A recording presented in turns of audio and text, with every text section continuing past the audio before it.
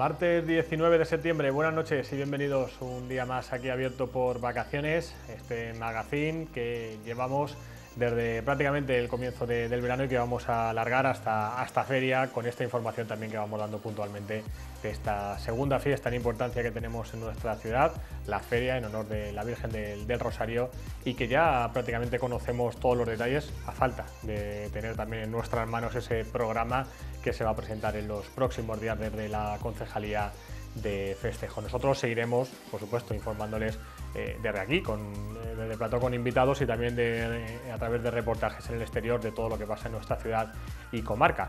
Como por ejemplo, tema importante también que además está teniendo repercusión regional, como pasa siempre con el tema del agua, con la noticia que ha surgido en las últimas horas, esta reapertura de los pozos de sequía de la parte sur de nuestro término municipal, agua que va a ir destinada, agua que estaban acuíferos que estaban declarados sobreexplotados, pero que en este caso sí que van a ir destinados a los regantes, a los agricultores murcianos. Distintos colectivos agrarios, asociaciones y también partidos políticos se han mostrado en contra de esta medida. Nosotros hemos querido también tener información, por ejemplo UPA es una de las partes más activas que este sindicato agrario se está posicionando en contra y pues llegaba también a nuestra ciudad. Lo podremos ver el jueves en Abriendo Campos, en nuestro programa de Agricultura y Ganadería, pero lógicamente la noticia, dada su importancia, queríamos darles un anticipo de lo que ha dicho precisamente el secretario regional de UPA, estando aquí en el plató de Abriendo Campos, y vamos a ver lo que decía nuestra compañera Esperanza Sagredo. La alarma nos viene porque nosotros sabíamos la intención del Ministerio, de la Confederación, de poner en marcha estos pozos. De hecho, se plantearon dos proyectos como promotores comunidades de regantes del trasvase, o que se supone que tienen sus derechos en el trasvase Tajo Segura. Presentaron esos proyectos para extraer del orden de más de 11 hectómetros cúbicos de agua al año, que en la tramitación pues planteamos alegaciones desde la UPA, evidentemente, desde la plataforma de regantes, desde los ayuntamientos implicados, desde el propio grupo de acción local, Campos de Llín. Y a esas alegaciones entendemos que se nos habían hecho caso, puesto que el día 6 de julio aparece en el Boletín Oficial del Estado una resolución de la Secretaría de Estado de Medio Ambiente, o sea, un peso muy fuerte dentro de lo que es el Gobierno de España. La propia Secretaría de Estado de Medio Ambiente, quien tiene las competencias para aprobar o no aprobar ese informe de impacto ambiental. Unos informes de impacto ambiental que se habían tramitado por la vía simplificada, que de hecho cambiaron la dotación de más de 11 a 9,9 para intentar evadir un informe de impacto ambiental ordinario, porque al superar los 10 hectómetros ya es obligatorio hacer una evaluación ambiental por el sistema ordinario, que lo llevaron a 9,9 para evadir este procedimiento, pero que aún así la Secretaría de Estado de Medio Ambiente, como digo, el día 6 de julio pues publicaba en el BOE una resolución donde decía que de llevarse a cabo, ojo, uno de los dos proyectos, solo habla de uno de los dos proyectos para extraer 3,46 hectómetros cúbicos, pues que de llevarse a cabo tendría graves afecciones medioambientales al acuífero del que se pretende extraer el agua, que es el acuífero Mingo Gil Villaronés, que la propia resolución de la Secretaría de Estado dice que ese acuífero en concreto tiene 4,53 hectómetros cúbicos de agua disponible y que con lo que hoy se está extrayendo más los 9,9 que plantean extraer desde el Gobierno de España, nos iríamos a extraer 11,65 hectómetros cúbicos, es decir, más del doble de la capacidad de regeneración del acuífero, más del doble de los recursos disponibles que el propio Plan de Cuenca establece. Es la propia Secretaría de Estado de Medio Ambiente la que dice que se producirían unos efectos medioambientales graves en la comarca. A pesar de eso, grave, se aprueba. Esperanza, grave en la comarca, pero no solo en este acuífero, que nos llevaría a sumar uno más, ¿no?, a la larga de acuíferos declarados sobreexplotados, sino que además dice que afectaría a otro de los acuíferos, a El Molar, porque parte de los recursos disponibles del Molar vienen de filtraciones del acuífero de Mingo Gil Villarones. O sea, la masa de agua del Molar coge parte del agua de este acuífero, con lo cual también se vería afectado la masa de agua del Molar, una masa de agua del Molar que está declarada sobreexplotada, que hay una declaración formal de sobreexplotación del año 2014, que plantea que de 12 hectómetros de recursos disponibles solo hay 3, y más grave todavía, sobre esta misma masa de agua, no hace tanto tiempo, el propio Gobierno de España ha planteado, ha aprobado la derivación de hasta 15 hectómetros cúbicos, no en la región de Castilla-La Mancha, porque el Molar es un acuífero compartido, pero que evidentemente llevaría a este acuífero a una situación extrema. O sea,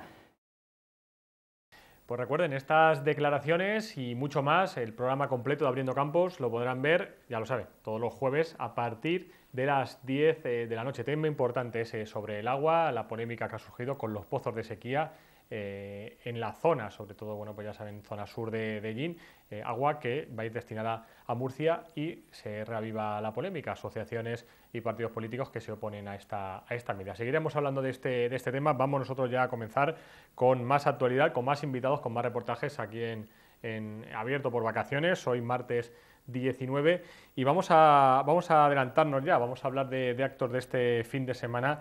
Tenemos ya muy cerca otro año más, siempre antes de feria. Tenemos aquí ya el estampo, por cierto, este año, que se lo agradecemos al invitado que tenemos ahora, que lo vamos a presentar ya, el José Antonio Iniesta, de la Comisión del Proyecto Virgen Reina. Buenas noches. Buenas noches. Bienvenido otro año más. Este fin de semana, de nuevo, esta romería. Además, ahora hablaremos por qué, pero va a ser más especial, si cabe, de lo que es habitualmente. Muchas gracias por la invitación. Realmente celebrar siempre la romería, que la romería con su importancia se enmarca dentro de un conjunto de actos que venimos haciendo cada año durante bastantes años. Y precisamente la casuística especial de esta romería, de esta celebración, es de puro gozo. Fíjate, Diego, cuando como antropólogo, como investigador de las tradiciones, yo me preocupo de saber cuándo comenzó una historia, si hubo un milagro, si se apareció la Virgen, si se encontró una talla, si hubo un fenómeno sobrenatural. Siempre nos perdemos tratando de buscar en esa noche de los tiempos cuándo empezó una tradición. Y siempre hay hipótesis diversas. Fíjate qué grande que es poder saber de primera mano cuándo ha empezado una tradición, cuándo se ha iniciado una romería. ¿Por qué? Porque hemos sido partícipes los sellineros y muy concretamente los miembros de la Comisión Proyecto Virgen Reina de un sueño que se ha hecho realidad. Nosotros lo hicimos con el apoyo del pueblo de Llín. No se pierde en la bruma de los tiempos, sino que fue gestar un sueño que en un momento determinado tuvo un escritor llinero que, a raíz de comentarios que le hace la gente sobre esa ensoñación idílica que genera la contemplación del monumento de la Virgen Reina por las noches, de la belleza de las imágenes que uno puede observar desde lo alto del cerro, pero por otra parte también esa languidez, esa apatía de las instituciones, y que hace que un monumento estuviera tan abandonado, tan pésimamente abandonado. Entonces, cuando uno recupera esos comentarios, escucha, siente que tiene que desarrollar un proyecto, y con un artículo, el nacimiento de una tradición que aparece en el diario de Llín, ¿sí?, ahí se da el impulso a esto, y fíjate que por eso estamos hoy. Y lo importante exactamente, que eso fue en 1997, lo importante, lo que tú dabas a entender, es que este año cumplimos 20 años, 2 décadas. ¿Cuántas personas tienen la oportunidad de decir que están participando en un proyecto directamente, ¿no?, sin desaparecer? Porque a veces hay juntas directivas, hay relevos, hay personas que, como los ojos del Guadiana, que aparecen y desaparecen, pero no, nosotros estamos desde el principio y, si Dios nos lo permite, hasta el último aliento, ¿no? Es realmente maravilloso, 20 años trabajando por un proyecto, por un sueño que ya es realidad, que se dice pronto. Un sueño, un proyecto que ya es realidad. Aquí nos han mandado además, te agradecemos también una cronología del proyecto Virgen Reina y hablábamos antes de la entrevista, ¿no? Aquí jugamos con dos fechas importantes, con dos números, con dos cifras, que es ese 7, ese 20 años, que se va a repetir, lógicamente, cada año que termine en 7 se celebrará, pero el 6 también es muy importante porque ahí se celebra, aquí estoy celebrando el 20 aniversario, ¿no? De lo que es la romería, lo que es la restauración del monumento, y tenemos otra fecha, José Antonio, que es todavía más antigua, lógicamente, Sí, que es sí. cuando llegó este monumento allí. Claro, es una fecha que es anterior a nuestro nacimiento de algunos de nosotros, ¿no? Hay otros más mayores que pudieron vivir ese proceso y de hecho lo vivieron, pero una cosa es diferente cuando se inicia este proyecto de recuperación de lo que es el monolito para restaurar la imagen. La gente recordará que el cetro de madera había desaparecido, la cruz que está encima de la bola de la Virgen Reina, que por eso representa la realeza de María, había desaparecido.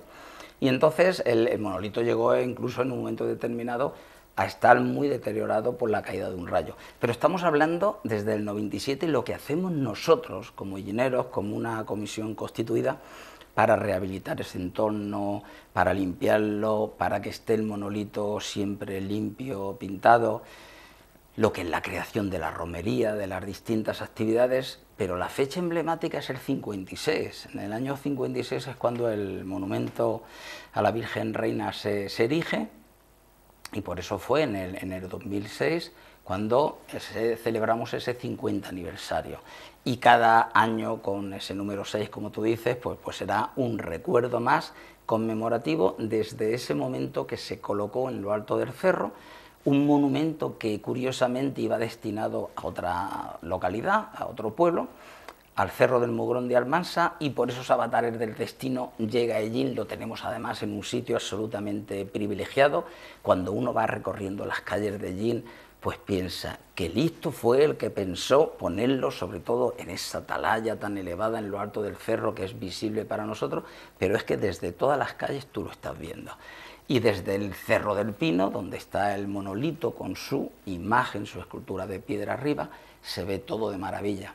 El otro día, ahora que lo dices, el otro día nos decía unos turistas, unos visitantes, ¿no? Nos decían, oye, tenéis aquí, venían de Murcia y decían, aquí es habitual ver el Cristo Monteagudo o réplicas en muchos sitios, aquí tenéis vuestro propio Cristo Redentor, pero lo tenéis en Virgen y lo tenéis ahí encima del Cerro del Pino. Les llamó la atención, de que sí, dominara la ciudad una Virgen. Sí, yo, a ver, recojo mucha información de la gente, muchas opiniones, y me hablan mucho de cómo la gente, niños, ancianos, todo tipo de personas, se asoman a su ventana por la noche y dicen, yo me siento acompañado por la Virgen Reina. Eso es muy interesante. Está en un lugar muy especial y se ve desde todo el pueblo. Y curiosamente el monolito, que también tengo que decirlo siempre, todos los años, hay que tirar tejos, pero satisfactorios, un tejo como jugábamos de niños, a ver si suena por algún rincón, que recuerdo al ayuntamiento que el monolito también tiene luz, pero hace algunos años que la luz desapareció, no misteriosamente, sino por estas circunstancias de la electricidad, que se rompe la bombilla. Bueno, te iba a decir si era por ahorro energético. Por no, bueno, no creo, porque tampoco supone mucho, ¿no? Y bueno, encendía toda la noche. Hay que ahorrar, sí, pero una cosa es el monolito, que tiene su propia luz, y otra cosa es la Virgen, que está arriba, ¿no? Entonces habrás observado que encima, bueno, dentro de eso tiene su gracia, ¿no? Porque como no está iluminado el monolito, tú ves la Virgen que parece que está levitando, todavía más sorprendente, ¿no? Porque ves la efigie de una Virgen que está en lo alto. Siempre todos los monolitos se iluminan, entonces tú estás viendo el soporte sobre el que se ha colocado esta imagen, esta escultura de piedra. Pero en este caso está flotando en el aire ese color ámbar anaranjado que tiene tan hermoso. Bueno, es recordar al ayuntamiento que el monolito debe tener luz y que ya hace algunos años que lo vamos diciendo, y bueno, que nos falta la luz del monolito. Y efectivamente es un lugar maravilloso que fue sabiamente elegido por la gente que en su momento lo colocó allí. Un monumento, como decimos, está ahí encima del cerro, del pino, y donde, bueno, se llama la Virgen Reina, hay gente que le llama la Virgen del Pino, hay gente que le llama la Virgen del Cerro. Aquí a cada uno le da la vocación que cree necesario o que le recuerda, lógicamente, a su barrio, a su pueblo, a sus propias vivencias, gente que hace la romería o gente que simplemente lo primero que hace, como dices tú, al llegar allí es mirar que la Virgen esté en su sitio, ¿no? Esto es algo también curioso, ¿no? De mirar, va todo bien, ¿no? Tengo que decir que cada uno que la llame como quiera, eso es absolutamente legítimo. La gente del barrio del Pino, por ejemplo, como su virgen, es de todo el pueblo, evidentemente, pero la sienten muy cercana, es absolutamente legítimo. Otros la llaman, y la llamamos así desde siempre, la Virgen del Cerro del Pino. ¿Por qué es el Cerro del Pino? Otra cosa es el misterio de a ver por qué el Cerro del Pino cuando no hemos tenido nunca un pino que hayamos visto. Esa es otra historia. Y la Virgen del Cerro porque no deja de ser un cerro, pero tú has dicho que cada uno que le ponga la advocación. No, advocación solamente tiene una, y advocación es precisamente la de la realeza de María. Mira, te voy a contar una anécdota muy curiosa, entre tantas que he recabado y que algún día aparecerán en ese libro que yo titulo, ya está escrito, El misterio de la Virgen Reina, porque alrededor de la Virgen Reina hay cantidad de misterios. Decía mi buen amigo Antonio Moreno García, cronista oficial de allí, que el monumento de la Virgen Reina fue el primero con el nombre de la realeza de María. Entonces hay gente que decía, ¿pero qué es esto de la Virgen Reina y la historia? Porque no conocían el nombre. Evidentemente, Antonio Moreno es una de las personas más sabias, más entregadas y que con más generosidad y con agujeros en su bolsillo se ha dedicado a este pueblo. O sea que para mí lo que diga Antonio Moreno es de mucho valor. Mira, me ocurrió una cosa muy curiosa y es que en un momento determinado yo quería recabar una serie de información de lo que es la Virgen Reina en el archivo municipal. Y es muy curioso porque yo sentí que me tenía que poner en contacto con Beatriz Esteban Muñeca, con la archivera, ¿no? Y es muy curioso porque no la llamé. Tenía mucho interés, es estas cosas que algún día contaré en el libro, porque sí es verdad que hay algo como invisible, mágico, ensoñador que envuelve a todo este proyecto. Y no me pongo en contacto con ella. Yo quería conocer, encontrar documentos que avalaran que efectivamente era el monumento de la Virgen Reina, tal como decía Antonio Moreno. Y entonces un día viene a Beatriz a verme al museo y me dice, oye, mira que yo estaba preguntando quién está detrás de esto de la Virgen Reina, me han dicho que tú eres el coordinador. Digo, sí, sí, ¿qué es lo que querías? Dice, mira, es que he encontrado una documentación de la Virgen Reina y lo que me extraña es que nadie viene a recogerla. Y yo digo, ¿cómo que nadie viene a recogerlas? Pero si nadie te la ha pedido. Y dice, sí, pero me la he encontrado y es extraño que no venga nadie a por ella. Y yo en esos días, es muy curioso, porque además tenía que pasar allí para entregarle un libro que se editó de un mecenas, a veces hemos hablado de él, yo nunca doy su nombre porque él me lo pidió, pero hay un mecenas invisible, una persona muy invisible, incluso ha estado en la romería, evidentemente visible, pero invisible porque nadie sabe de él, nadie lo conoce, y él me pidió que nunca revelara su identidad. Es anónimo, exactamente, pero es que es invisible en el sentido que es que no está por aquí por el pueblo y nadie puede verlo realmente. Solamente una vez además vino y ya incluso enfermo, pero fue a lo alto del cerro y él no se fijó en nadie, era uno más. Anónimo totalmente.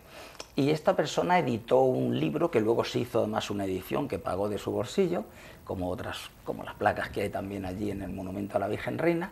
Y en un momento determinado, un día justo que yo tenía que pasar a entregarle a Beatriz, que no sé por qué, pero yo sabía que tenía que entregarle ese libro, además lo tenía que entregar. Y yo digo, cuando vaya yo a esta mujer le entregue el libro a la Virgen Reina, dirá, ¿para qué se lo traigo? Y justo en ese momento viene ella a verme, y entonces venía con las facturas, las copias, fotocopias, pero de las facturas originales de cuando se puso el monolito. ¿Y qué crees que ponía en esas facturas? Virgen Reina.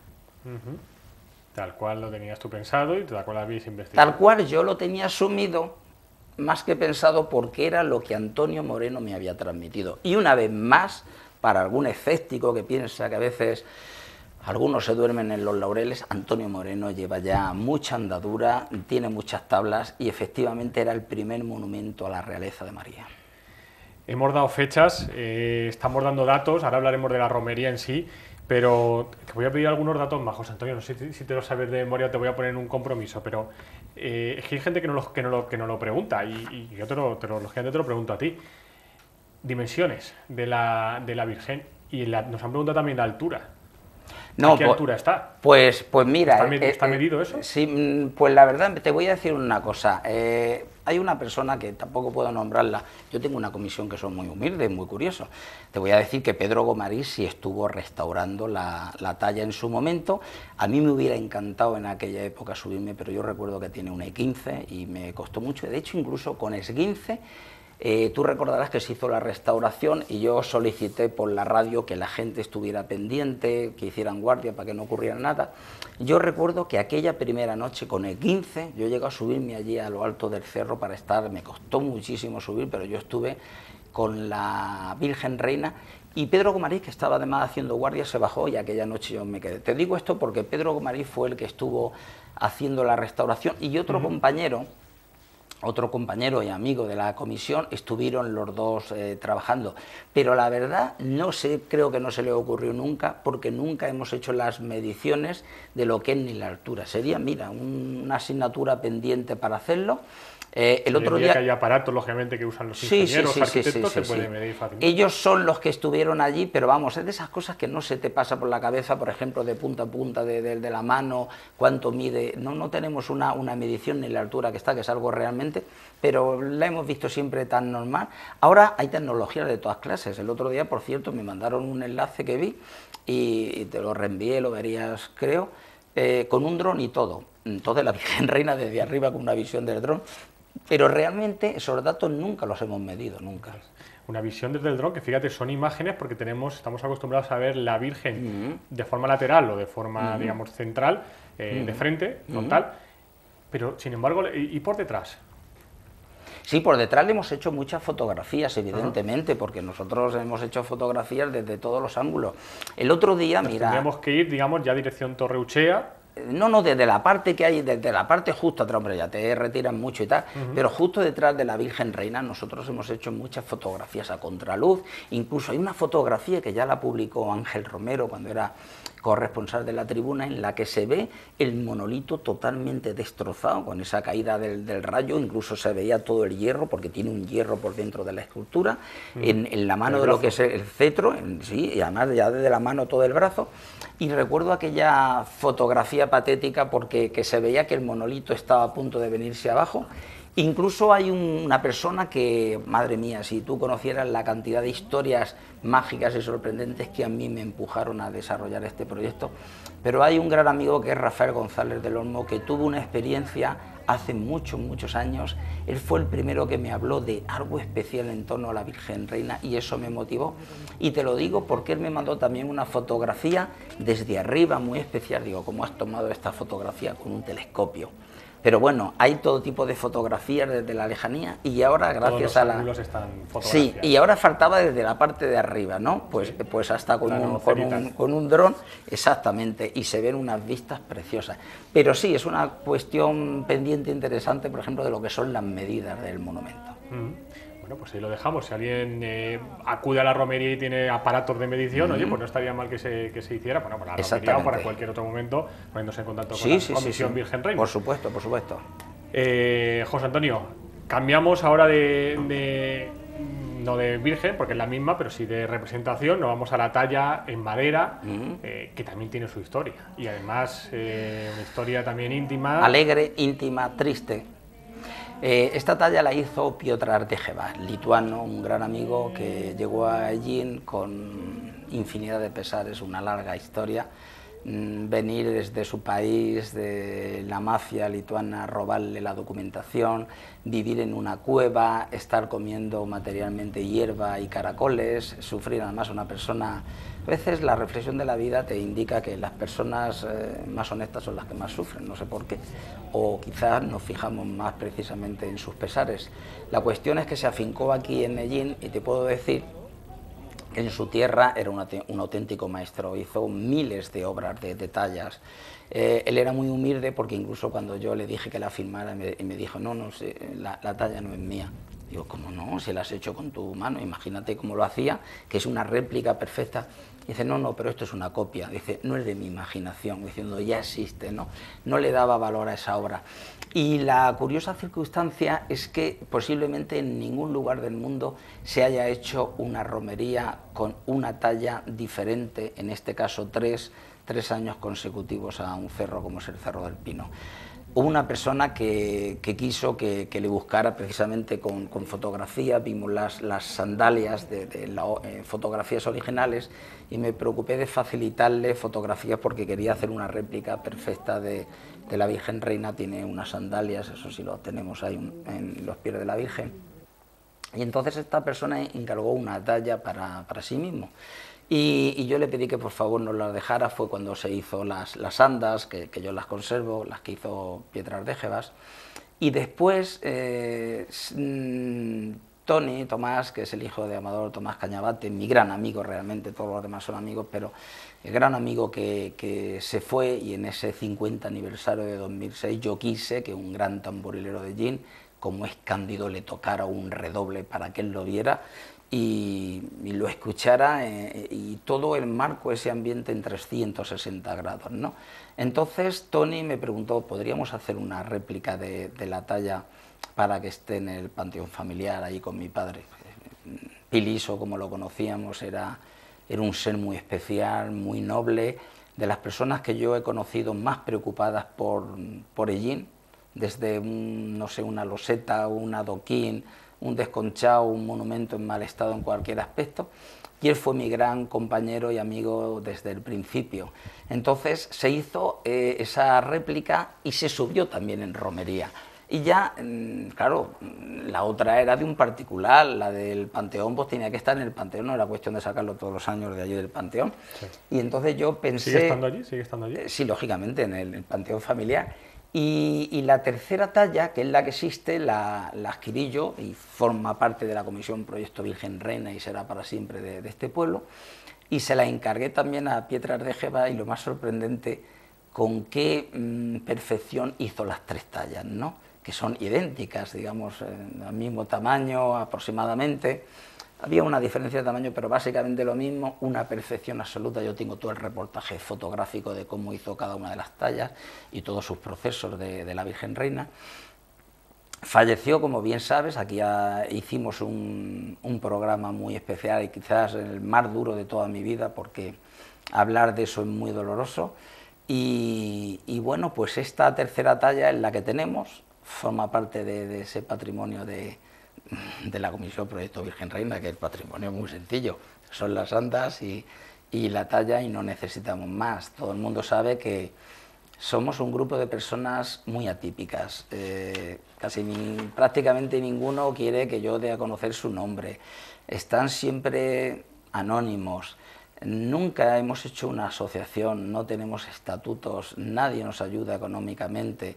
Nuestro mecenas, evidentemente, siempre nos ha ofrecido dinero, que no hemos aceptado porque no era cuestión de hacerlo factible, para algún día hacer un camino rústico en el cerro. La gente también siempre me pregunta, sí, y le recuerdo a todo el mundo que, desgraciadamente para nosotros, el cerro es privado.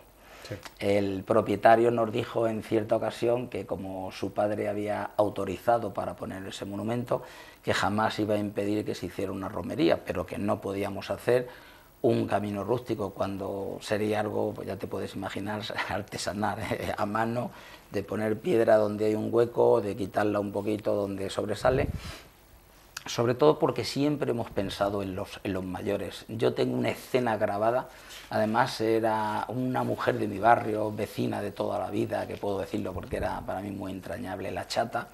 Esa mujer me impresionó en aquella primera romería, porque con unas piernas así, entumecidas, inflamadas, eso era espectacular. Yo ver cómo subía al cerro, aquello me estremeció.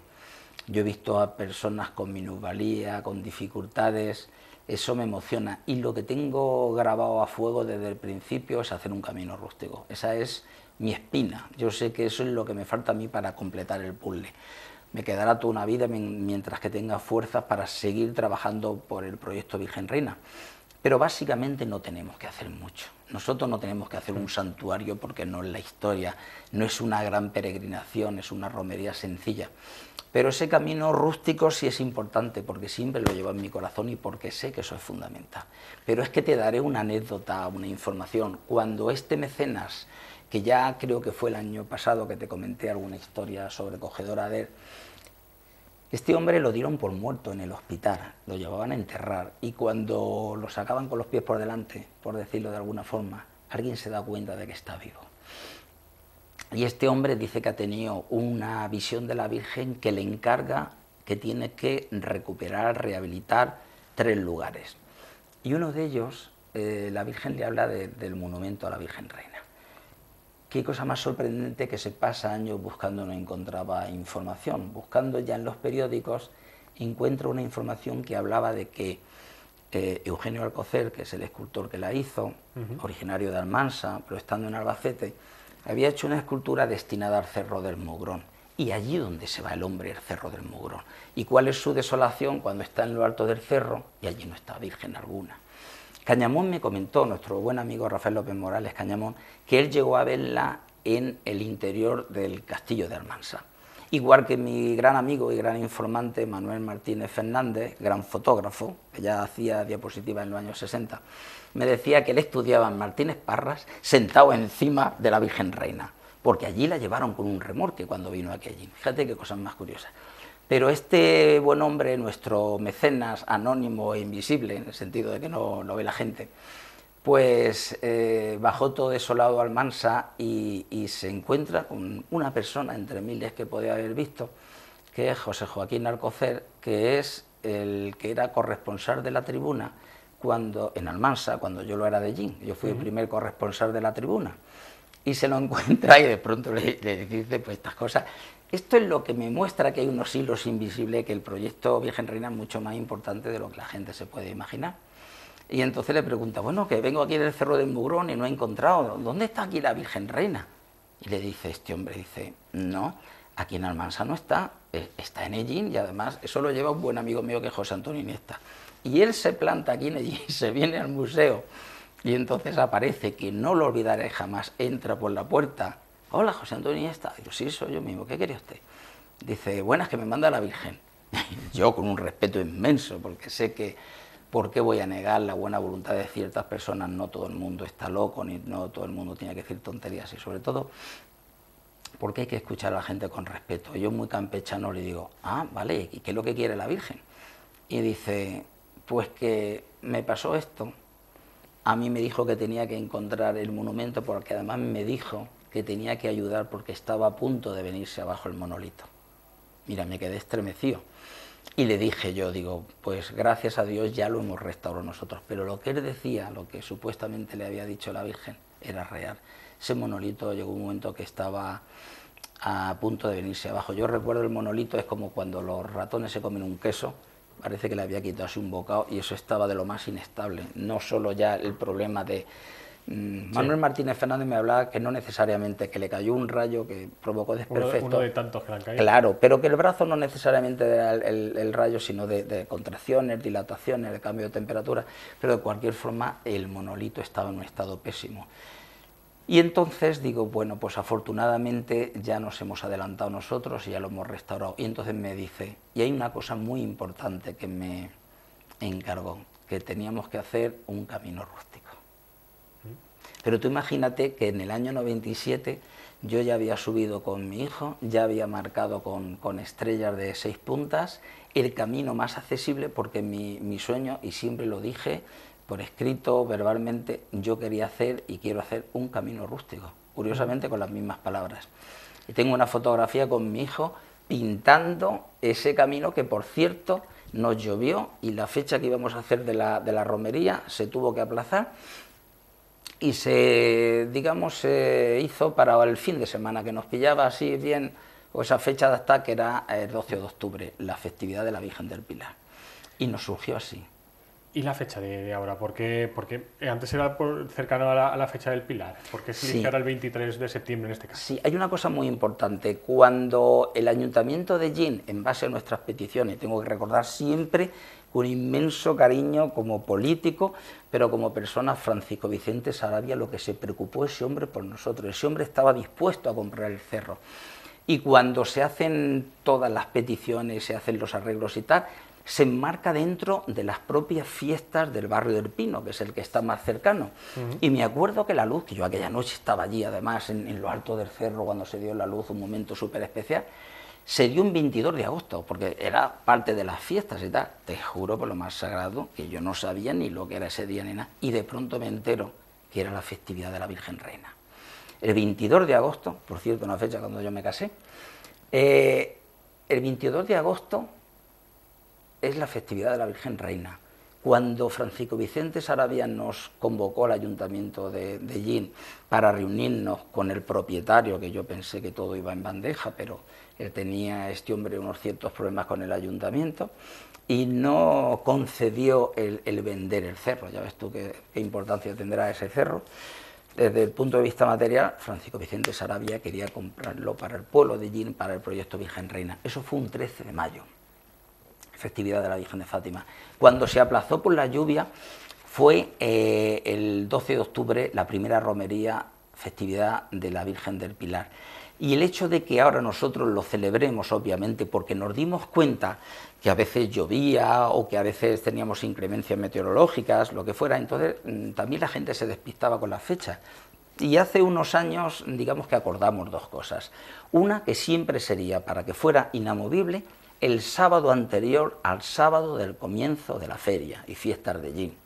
Y la otra historia es que haríamos la romería, pues a las 6:30, para empezar la misa de campaña a las 7. ¿Cómo va a ser este año? Como va a ser y como queremos que sea todos los años, pero hicimos un cambio fundamental. Nosotros hacíamos la misa de campaña en la base del monolito. Sí, en lo alto. En lo alto, ya debajo de la Virgen, con unas vistas impresionantes, pero nosotros siempre hemos sido sensibles con las personas mayores. Son seres humanos y son las que más necesitan nuestro apoyo y las que más abandonadas suelen estar. Y entonces, pensando en eso, ya desde hace algunos años hacemos la misa justo al pasar la acequia. Vas caminando desde la plaza de la iglesia, que salimos en romería, una caminata bastante, digamos, ligera, agradable. Por la calle del Sol. Exactamente, pasamos por lo que es el puente de la Sangrera, que siempre se ha dicho popularmente el puente de la Sangradera, y entonces se hace la misa al mismo pasar la acequia. Pero es que incluso para pasar la acequia la Comisión Proyecto Virgen Reina ya se ha preocupado de adecentar eso para tener unos escalones y poder subir con la mayor comodidad. Cuando subimos con las andas, eso ya es un poco una aventura, es fotográficamente muy interesante.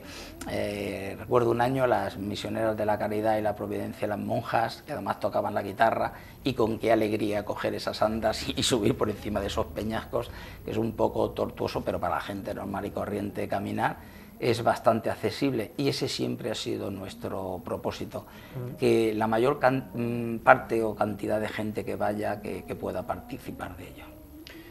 Una romería como la que estamos viendo en imágenes, que se repite año tras año, que va a ser a la misma hora, 6:30 romería, a las 7 más o menos es cuando se llega y se realiza la misa por el, vamos a nombrar también, por el cura. El Pater José de Capuchinos es una institución, ya es un fijo para nosotros. Dios quiera que le dé muchos años. Tengo que decir que el Pater José Pitarch, con toda su envergadura, estatura física y estatura moral, y sus problemas que ha tenido de visión, ya ha recuperado con una operación, pero el hombre está muy mayor, hay que llevarlo, cogerlo del brazo, porque pues que ya se le echan los años encima. Concilia algo como... Pero él sigue queriendo... Sí, y lo tenemos este año. Misa. Sí, él quiere y lo tenemos, está abonado, él está fijo, Mientras que ya Dios Padre se lo lleve, que allí va a tener una residencia mucho más luminosa, amplia y hermosa que aquí, y ya va a dejar de penar en esta vida, y sobre todo ya no va a tener que subir tanto risco del Cerro del Pino. Mientras Dios le dé salud para hacerlo, él quiere participar, y este año lo tenemos también. Y como te decía, concilia esa seriedad de una misa de campaña, ese rigor, esa liturgia, el acto sagrado, con el sentido del humor, es muy jocoso, es muy desenfadado, le gusta siempre muchísimo que participen los niños. A mí me estremece, ahí estoy viendo y estamos viendo el paso, que es un poco conflictivo. Ese es el único paso, digamos así, un poco difícil que hay para las personas con dificultad de movilidad, esos 10 metros, 15 metros. Exactamente, pero que no dejan de ser escalones, tampoco es tan complicado. Ahí un poco tortuoso, pero para las andas, y aún así pues nos organizamos aquí como estamos viendo, y bueno, ahí precisamente yo empujando las andas. Entonces es un poco así complicado, pero subimos, pero para la gente es fácil. Y entonces se hace una misa muy, muy hermosa, hay que recordar que es una misa en plena naturaleza. Es una misa en la que participan, él siempre le gusta que estén en el altar los niños, y a mí lo que me estremece mucho es cómo va cogiendo empuje, porque al fin y al cabo son ellos los que el día de mañana se van a hacer cargo de la Comisión Proyecto Virgen Reina, serán los mayores que llevarán las andas, y tengo que decir que la gente sanamente se disputa, no hay problemas, pelea y tal, sanamente entre comillas, ¿no? El momento, el privilegio de llevar las andas desde el comienzo hasta que llegamos, se turnan adultos, niños, lógicamente viendo la estatura, y lo que me sorprende es el vigor que está acogiendo esto, porque los niños van lanzando vítores a la Virgen Reina, pero que gritan, bueno, increíble, ¿no? El entusiasmo que le ponen, y eso te da satisfacción. Ha sido un trabajo ímprobo, inmenso, a veces muy dificultoso, pero habrá cosa más sagrada que trabajar para este proyecto de la Virgen Reina. Pues José Antonio, un proyecto que bueno, cada año que además que te invitamos nos vas dando nueva información o recuperamos vieja información que a veces pues es necesario recordarla, porque bueno, son muchos datos, ¿no? Y muchas anécdotas las que tenemos con todas estas romerías, con todas estas actividades que realizáis, con todo el trabajo que habéis hecho, de antes incluso de tu llegada, lo que se ha hecho también y lo que significa la Virgen para todo el pueblo de Llín. Y agradecerte que hayas estado, recordamos, sábado a las 6:30, la gente tiene una cita ahí en la plaza de la iglesia, saldrá la romería y luego se realizará la misa ahí en las faldas del Cerro del Pino. José Antonio. Yo lo único que tengo que decir es que agradezco a todo el pueblo de Llín, sin ellos no hubiera sido posible esta romería y el conjunto de actividades, pero tengo que decir especialmente a ti y a todos tus compañeros, Televisión de Llín.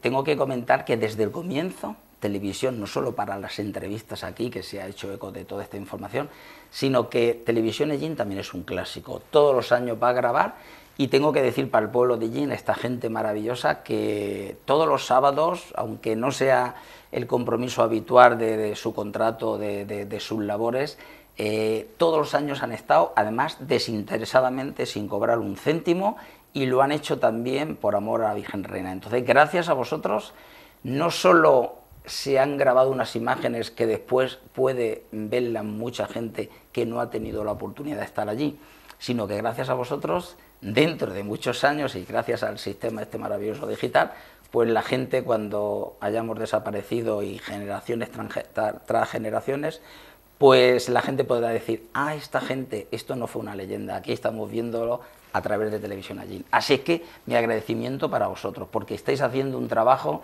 que, vamos, ni con todo el oro del mundo se paga, y encima gratis, porque lo hacéis de corazón. José Antonio, pues te lo agradecemos mucho, gracias por venir. Gracias.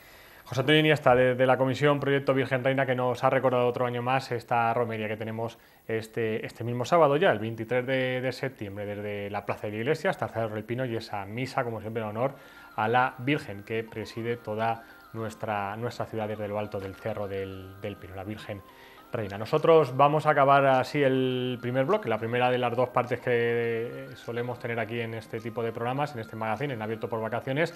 Nos vamos a ir a publicidad, como siempre, recordándoles, y ya por último día, esta campaña que hemos lanzado y que seguimos recordándola, por supuesto, no al acoso escolar, no al bullying, no a la discriminación, con 1 de cada 10. Si normalizamos la diversidad, no tendremos que hablar de integración, sino simple y llanamente de convivencia.